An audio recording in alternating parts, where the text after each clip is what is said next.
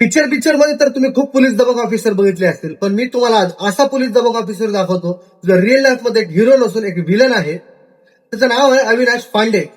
मेरठमध्ये 15 मेच्या दिवशी एक दलित परिवारामधली मुलगी परीक्षा देण्यासाठी घराच्या बाहेर निघाली.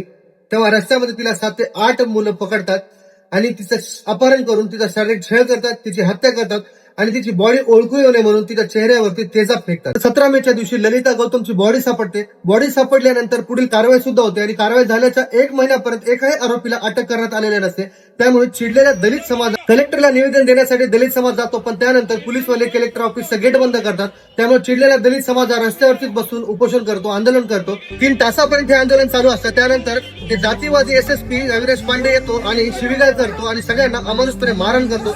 त्यामध्ये महिला असतात, पुरुष असतात, लहान लेकरं सुद्धा असतात. त्यानंतर याच्या वर्दीचा माज बघा, याची दादागिरी बघा. अटक केलेल्या एका आंदोलनकर्त्याकडे जातो व त्याला गाडीमध्ये बेदम मारहाण करतो. न्याय मागा आलेल्या आंदोलकांवर त्यांना शिवीगाळ करण्यापेक्षा, त्यांना मारण्यापेक्षा हा त्यांना प्रामाणिकपणे चांगला मार्ग दाखवायला पाहिजे होता, सेकंड सोल्युशन द्यायला पाहिजे होतं. पण याने असं केलं नाही. या जातीवादी एसएसपी अविनाश पांडेला फक्त सस्पेंड टर्मिनेट केलं पाहिजे आणि SC ST ऍक्ट नुसार याच्यावर कायदेशीर कारवाई झाली पाहिजे आणि याला जेलमध्ये टाकलं पाहिजे.